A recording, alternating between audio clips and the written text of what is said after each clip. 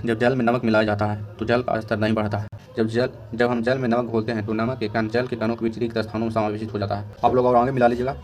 तो हम लोग आज पढ़ने वाले हमारे आसपास के पदार्थ, वो सभी चीज़ें जिसमें द्रव्यमान और आयतन होती है, पदार्थ कहलाता है। पदार्थ कणों से मिलकर बने होते हैं। जब जल में नमक मिलाया जाता है तो जल का स्तर नहीं बढ़ता है। क्यों नहीं बढ़ता है? तो जल के बीच खाली स्थान होता है, उसमें नमक के कण समा जाते हैं। अंतर्राष्ट्रीय मानक पद्धति के अनुसार आयतन का मात्रक घन मीटर होता है। आयतन का साधारण मात्रक लीटर होता है। पदार्थ के कण अत्यंत छोटे होते हैं, इतने छोटे की कल्पना भी नहीं की जा सकती है। पदार्थ के कणों का अभिलाक्षणीय गुण, अभी अभिलाक्षणीय गुण देख लीजिए, इसमें भी दिखा दिया हुआ है। उसी तरह देखिए अभिलाक्षणीय, पदार्थ के कणों का अभिलाक्षणीय गुण अभी उसी तरह लिखा हुआ है। ये सब उतना इम्पोर्टेंट नहीं है, इम्पोर्टेंट है जो मैंने नोट्स में लिख दिया है। जैसे देख लीजिए, पदार्थ के कणों के बीच रिक्त स्थान होता है और पदार्थ के कण निरंतर गतिशील होते हैं। पदार्थ के कणों का अभिलाक्षणीय गुण, इनके कणों के बीच रिक्त स्थान होता है। पदार्थ के कण निरंतर गतिशील होते हैं और पदार्थ के कण एक दूसरे को आकर्षित करते हैं। कणों में गतिज ऊर्जा होने के कारण पदार्थ के कण निरंतर गतिशील होते हैं। कणों की गतिज ऊर्जा तापमान बढ़ने से बढ़ती है। दो विभिन्न पदार्थों का स्वतः मिलना विसरण कहलाता है। दो विभिन्न पदार्थों का स्वतः मिलना विसरण कहलाता है। जैसे वायु में धुएं का मिलना, हवा में धुएं का मिलना, जल में चीनी का मिलना, ये विसरण है। गर्म करने पर विसरण की गति तेज हो जाती है। पदार्थ के कणों के बीच जब गर्म करते हैं तो विसरण की गति तेज हो जाती होती है। जैसे पानी को गर्म करने पर उसमें नमक मिलाइएगा तो जल्दी से घुलेगा, तो उसी तरह कह रहा है गर्म करने पर विसरण की गति तेज हो जाती है। पदार्थ के कणों के बीच लगने वाले बल को अंतराणविक बल कहते हैं और यह अंतराणविक बल कणों को एक साथ जोड़कर रखता है। स्नेह, घृणा, प्रेम, विचार, सुगंध, क्या ये भी पदार्थ हैं? तो वो आपको बता दें कि ये पदार्थ नहीं है। पदार्थ की 3 अवस्थाएं होती है, ठोस, द्रव, गैस। ठोस अवस्था के गुण है निश्चित आकार होता है, स्थिर आयतन होता है, स्पष्ट सीमा होता है, नगण्य संपीड़ितता होता है, दृढ़ता होता है। ठोस को बल लगाने पर वो टूट सकते हैं लेकिन आकार नहीं बदलता। अब बात कर लेते हैं द्रव अवस्था का। द्रव अवस्था का निश्चित आकार होता है, इसका निश्चित आयतन होता है, इसमें बहाव का गुण होता है, दृढ़ता नहीं होता है। आपको बता दें कि जलीय जंतु तथा पौधे O2 तथा CO2 कहाँ से लेते हैं? तो आप लोगों को बता दें कि जलीय जंतु तथा पौधे O2 तथा CO2 जल में घुले O2 तथा CO2 से लेते हैं। द्रव में ठोस, द्रव तथा गैस तीनों का विसरण होता है। ठोस की अपेक्षा द्रव में विसरण ज़्यादा होता है क्योंकि द्रव का कण स्वतंत्र रूप से गति करते हैं और इसमें स्थान रिक्त ज़्यादा होता है। अब जान लेते हैं गैसीय अवस्था। गैसीय अवस्था का निश्चित आकार होता है, इसका निश्चित आयतन होता है, इसमें संपीड़ितता ज़्यादा होता है, यानी इसका ज़्यादा दबा सकते हैं। कणों के खाली स्थान के आधार पर पदार्थ की 3 अवस्थाएं होते हैं, ठोस, द्रव, गैस। तो ठोस में खाली स्थान कम होता है, द्रव, उसके बाद द्रव में, उसके बाद गैस में। कणों के अंतराण्विक बल के आधार पर ठोस के 3 अवस्थाएं।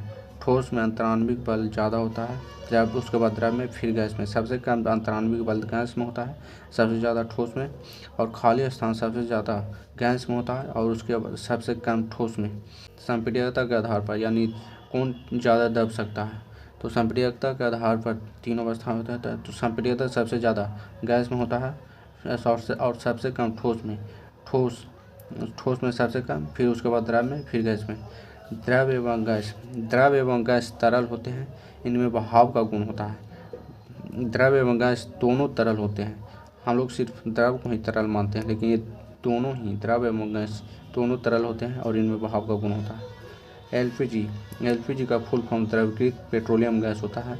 सीएनजी का फुल फॉर्म संपीड़ित प्राकृतिक गैस होता है। सीएनजी का उपयोग वाहनों में ईंधन के रूप में करते हैं। सबसे अधिक विसरण गैसों का गैसों में होता है, यानी अब सबसे अधिक विसरण गैसों का गैसों में होता है। सबसे जो ज़्यादा मिलता है गैसों का गैस में मिल सकता है। जैसे धुएं को वायु में जल्दी मिल जाता है, तो इसी तरह गैसों का गैसों में विसरण सबसे अधिक होता है क्योंकि रिक्त स्थान ज़्यादा होता है और गैसों का गति भी ज़्यादा होता है, इसलिए गैसों का गैसों में मिलना ज़्यादा आसान होता है, यानी जल्दी होता है। सबसे अधिक विसरण गैसों का गैसों में होता है। कणों का गतिज ऊर्जा कणों का गतिज ऊर्जा सबसे अधिक होता है गैसों में। किसी पदार्थ के द्रव्यमान प्रति इकाई आयतन को घनत्व कहते हैं। किसी पदार्थ के द्रव्यमान के प्रतीक आयतन को घनत्व कहते हैं। घनत्व बराबर द्रव्यमान बटा आयतन। द्रव्यमान बटा आयतन। गैस के कण बर्तन के दीवार पर दाब लगाते हैं। क्या पदार्थ अपनी अवस्था में बदल सकता है? अब अगला टॉपिक है उसमें ठोस का तापमान बढ़ाने पर कण का गतिज ऊर्जा बढ़ जाता है, जिससे वह अनियंत्रित हो जाता है और अनियंत्रित होकर अब एक सीमा पार कर जाता है और वह आकर्षण बल को तोड़कर द्रव में बदल जाता है। तो उसी तरह ठोस का तापमान अधिक होने से कण का गतिज ऊर्जा बढ़ जाता है और वह द्रव में बदल जाता है। किसी ठोस का गलनांक उसके कणों के बीच आकर्षण बल के सामर्थ्य को दर्शाता है। किसी ठोस का गलनांक उसके कणों के बीच आकर्षण बल के सामर्थ्यता को दर्शाता है। गलनांक का वह न्यूनतम तापमान जिस पर ठोस पिघलकर द्रव में बदल जाता है, गलनांक कहलाता है। वह न्यूनतम तापमान जिस पर ठोस पिघलकर द्रव में बदल जाता है, गलनांक कहलाता है। बर्फ का गलनांक 273.15 केल्विन होता है, यानी 0 डिग्री सेल्सियस या 0 डिग्री सेल्सियस या 273.15 केल्विन। गलने की प्रक्रिया को संगलन कहते हैं। गलने की प्रक्रिया को संगलन कहते हैं। गलने की प्रक्रिया को संगलन कहते हैं। जो गलने की प्रक्रिया उसको संगलन कहते हैं और गलनांक उसको कहते हैं वह न्यूनतम तापमान जिस पर ठोस पिघलकर द्रव में बदल जाता है, यानी ठोस पिघलकर जो द्रव में बदलता है उसको गलनांक कहते हैं और इस प्रक्रिया को संगलन कहते हैं। जल का तीनों अवस्था। जल के 3 अवस्था होते हैं। जल ही एक ऐसा है जो इसको 3 अवस्था है। जैसे जल को ठोस, तो ठोस बर्फ है, द्रव तो जल है, ही है, गैस का जल वाष्प। तो ये तीनों है जो जल के ही रूप है। ये तीनों अवस्था है। तापमान का ऐसा मात्रा केल्विन होता है। तापमान का ऐसा मात्रा केल्विन होता है। ये केल्विन का फॉर्मूला है K बराबर C प्लस 273। अगर केल्विन से सेल्सियस में या सेल्सियस से केल्विन बदला है तो ये फार्मूला काम आएगा। गुप्त ऊष्मा को छिपी हुई ऊष्मा भी कहते हैं। वह पदार्थ गुप्त ऊष्मा वह है जो पदार्थ का अवस्था परिवर्तन में लग जाता है।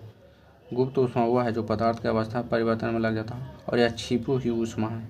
जैसे बर्फ को पानी में बदलने के लिए जो ऊष्मा लगता है वही गुप्त ऊष्मा है।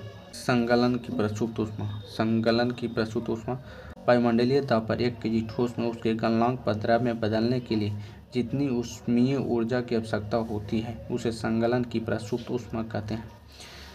0 डिग्री सेल्सियस पर जल के कणों की ऊर्जा 0 डिग्री सेल्सियस पर जल के कणों की ऊर्जा उसी तापमान पर बर्फ के कणों की ऊर्जा से अधिक होती है। 0 डिग्री सेल्सियस पर जल के कणों की ऊर्जा उसी तापमान पर बर्फ के कणों की ऊर्जा से अधिक होती है।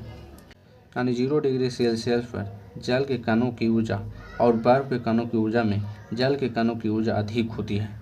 वह तापमान जिस पर द्रव उबलने लगता है उसे क्वथनांक कहलाता है। वह क्वथनांक कहलाता है। क्वथनांक जल का क्वथनांक 373 डिग्री केल्विन होता है। 373 केल्विन यानी 100 डिग्री सेल्सियस के बराबर 373 केल्विन बराबर 100 डिग्री सेल्सियस। ये जल का क्वथनांक है। 373 डिग्री तापमान पर वाष्प के कणों में उसी तापमान पर पानी के कणों की अपेक्षा ऊर्जा अधिक होती है। 373 केल्विन तापमान पर वाष्प के कणों और पानी के कणों में ऊर्जा सबसे अधिक वाष्प के कणों की होगी। ऊष्मा द्वारा अवस्था परिवर्तन। ठोस को ऊष्मा देने पर द्रव में बदल जाता है और द्रव को ऊष्मा देने पर गैस में। गैस को शीतलता यानी ठंडा करने पर द्रव में और द्रव को शीतलता करने पर ठोस में बदल जाता है। ठोस से सीधे गैस में परिवर्तन को ऊर्ध्वपातन कहते हैं। ऊर्ध्वपातन का उदाहरण है कपूर, अमोनियम क्लोराइड। गैस से सीधे ठोस में बदलने को निक्षेपण कहते हैं। पदार्थ में अवस्था परिवर्तन दाब एवं ताप में परिवर्तन करने से होता है। गैस से द्रव में परिवर्तन करना है तो दाब बढ़ाकर करना होगा या ताप घटाकर। शुष्क बर्फ ठोस CO2 को ठोस कार्बन डाइऑक्साइड को शुष्क बर्फ कहते हैं। इस ठोस CO2 कैसे प्राप्त किया जाता है? ठोस CO2 को उच्च दाब पर संग्रहित करके बनाया जाता है। गैसीय दाब का मापन मात्रक एटमॉस्फेयर है। दाब का मात्रक पास्कल है। एक एटमॉस्फेयर में 1.01 × 10⁵ पास्कल होता है। वायुमंडलीय दाब 1 एटमॉस्फेयर हो तो ठोस CO2 द्रव अवस्था में आए बिना गैस में परिवर्तित हो जाता है। वायुमंडलीय दाब 1 एटमॉस्फेयर हो तो ठोस CO2 द्रव अवस्था में आए बिना गैस में परिवर्तित हो जाता है। वायुमंडलीय दाब 1 एटमॉस्फेयर हो तो ठोस CO2 द्रव अवस्था में आए बिना गैस में। पदार्थ की अवस्था है ठोस, द्रव और गैस दाब और तापमान के द्वारा तय होती है। पदार्थ की अवस्था है ठोस, द्रव और गैस दाब और तापमान के द्वारा तय होती है। पदार्थ की अवस्था है ठोस, द्रव और गैस दाब और तापमान के द्वारा तय होती है। वायुमंडल में वायु का दाब वायुमंडलीय दाब कहलाता है। समुद्र की सतह का वायुमंडलीय दाब 1 एटमॉस्फेयर होता है। ठोस से सीधे द्रव में बदलना संकलन कहलाता है और द्रव से ठोस में बदलना जमना कहलाता है। द्रव का गैस में बदलना बाष्पीकरण कहलाता है और गैस का द्रव में बदलना संघनन कहलाता है। ठोस से सीधे गैस में बदलना ऊर्ध्वपातन कहलाता है और गैस से सीधे ठोस में बदलना निक्षेपण कहलाता है। क्वथनांक से कम तापमान पर द्रव का वाष्प में बदलना बाष्पीकरण कहलाता है। बाष्पीकरण सतही प्रक्रिया है। बाष्पीकरण ठंडा प्रभाव उत्पन्न करता है। बाष्पीकरण का दर बढ़ता है। बाष्पीकरण को कैसे बढ़ा सकते हैं? सतह का क्षेत्रफल बढ़ाकर, जैसे कपड़ा सुखाते हैं तो उसको फैला देते हैं ताकि बाष्पीकरण जल्दी हो और कपड़ा जल्दी सूख जाए। उसी तरह बाष्पीकरण का दर बढ़ाना है तो सतह का क्षेत्रफल बढ़ाना होगा। तापमान में वृद्धि होने पर बाष्पीकरण बढ़ा सकते हैं। आर्द्रता में कमी होने पर बाष्पीकरण बढ़ा सकते हैं। वायु में गति को बढ़ाकर बाष्पीकरण बढ़ा सकते हैं। एसीटोन को हथेली पर रखने से शीतलता महसूस होती है।